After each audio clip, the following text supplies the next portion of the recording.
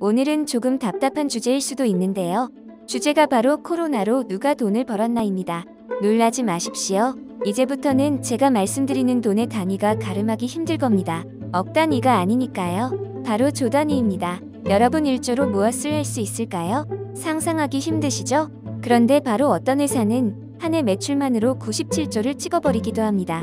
코로나19를 계기로 돈을 번 대표적인 기업을 꼽으면 미국 화이자를 얘기할 수 있습니다. 화이자는 지난해 약 97조 원의 매출로 역대 최대를 기록했습니다. 이는 전년보다 93% 증가한 수치입니다. 이 가운데 코로나19 백신의 매출이 44조 원으로 절반 가까이 차지했습니다. 한마디로 돈이 차고 넘치는 상황이죠. 화이자는 지난달 편두통 치료제를 개발하는 제약사 바이오헤븐을 약 14조 원에 인수한다고 밝혔습니다. 이는 올해 현재까지 이뤄진 바이오 분야 인수합병 중 가장 큰 규모입니다. 앞서 지난해 11월 바이오헤븐으로부터 편두통 치료제의 전 세계 판권을 사들인 데 이어 기업마저 통째로 사버린 겁니다. 이외에도 트릴리움 테라퓨틱스와 아레나야카들, 리바이럴 등 화이자는 최근 1년 동안 무려 26조 5,200억 원을 인수비용으로 썼습니다. 업계에서는 이 같은 화이자의 행보를 M&A를 통한 다양한 신약 파이프라인 확보로 보고 있는데요. 트릴리움은 항암제를 개발하는 기업이고 아레나는 자가면역 질환 치료제를 개발하는 회사입니다.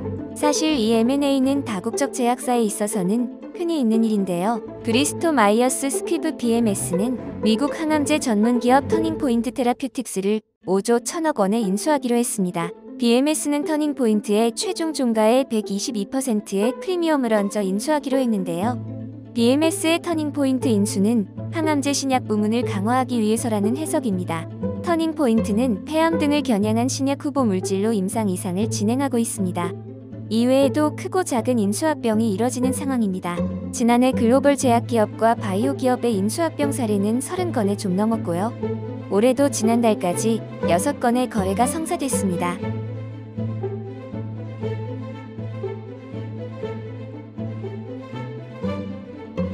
많은 해외 기업의 인수합병 얘기 나누고 있는데요. 우리나라에도 거래 성사를 이룬 몇 개의 기업들이 있죠. 최근 국내에서도 코로나19로 현금을 챙긴 기업들이 M&A 움직임을 나타내고 있습니다. 국내에서 코로나19 특수를 누린 회사 가운데 SD 바이오센서가 있는데요. 이 회사는 코로나19 진단키트를 개발했는데 코로나19를 계기로 약 2조 5천억 원의 현금성 자산을 보유한 것으로 알려졌습니다. 회사는 주력 분야인 진단키트 관련 분야의 M&A에 주력하는 모양새입니다. 지난 4월 이탈리아 체외진단 유통사를 600여억 원에 인수하기로 했습니다. 앞서 3월엔 독일과 브라질 진단기업 관련 회사를 각각 160여억 원과 470여억 원에 인수하기도 했습니다. 해외 유통망 확보와 사업 다각화를 위해서라는 설명입니다. 이외에도 코로나19로 큰돈을 번 SK 바이오사이언스도 인수합병을 검토하는 것으로 알려졌습니다. SK 바이오사이언스는 아스트라제네카와 노바백스 코로나19 백신 위탁 생산으로 약 1조 7천억 원을 현금을 보유한 것으로 알려졌습니다. 회사는 지난 3월 바이오텍 분야 진출과 mRNA 백신 등 기술 확보 등을 위해 앞으로 3에서 4년간 적극적인 M&A에 나설 것이라고 밝혔습니다. 이 회사가 인수합병을 적극적으로 검토하는 기업이 100개에 이르는 것으로 알려졌습니다. 코로나19 사회가 길어지면서 관련 백신 사례들도 있는 것 같은데요. 코로나 관련 기업 외에도 M&A의 기업들의 행보가 이어지고 있습니다. 줄기세포 개발 기업 메디포스트는 캐나다의 의약품 위탁 개발 생산 기업을 인수하기로 했는데요. 회사는 캐나다 세포 유전자 치료제 위탁 개발 생산 기업 옴니아 바이오에 총 886억 원을 투자한다고 밝혔습니다.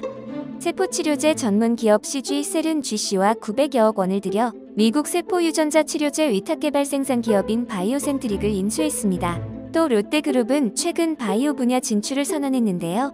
롯데그룹 이사회는 지난 5월 미국 브리스톨 마이어스 스퀴브, 즉 BMS의 바이오 의약품 생산 공장 인수를 의결했습니다. 지난 2018년 바이오 사업에서 철수한 CJ그룹은 5년 만에 바이오 분야에 재진출했습니다.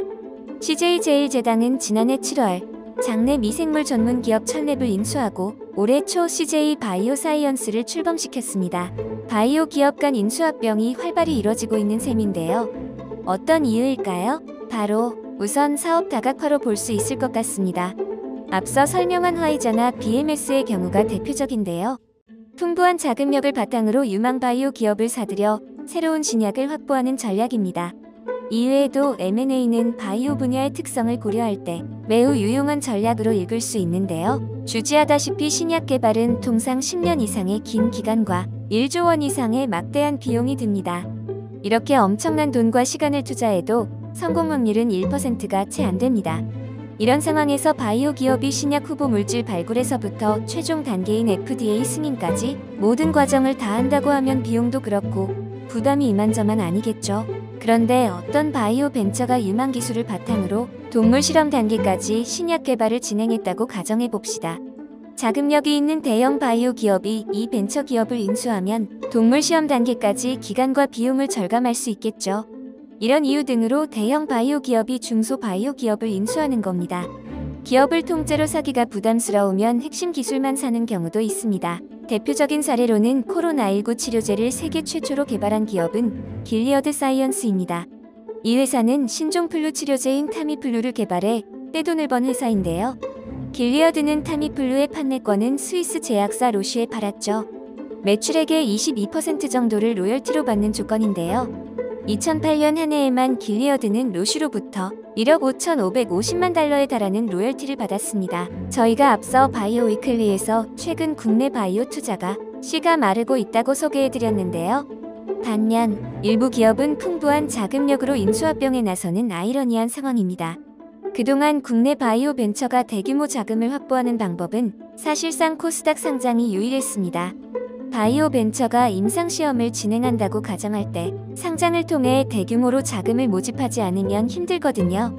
벤처 캐피탈에서 자금을 유치하는 것은 한계가 있습니다.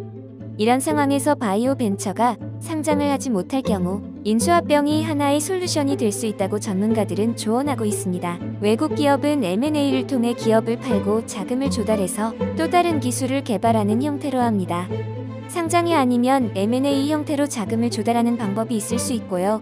그 외 다른 방법은 벤처 캐피탈에서 자금을 조달해야 할 텐데 거기는 위험 부담이 커서 끝까지 끌고 가지는 못하겠죠. 이런 측면에서 결국 외국 거대 자본, 글로벌 기업만 배불리기를 할 수 있다는 결론입니다. 오늘 제가 준비한 소식은 여기까지입니다. 시청해주셔서 감사합니다. 여러분의 구독, 좋아요와 알림 설정은 큰 힘이 됩니다.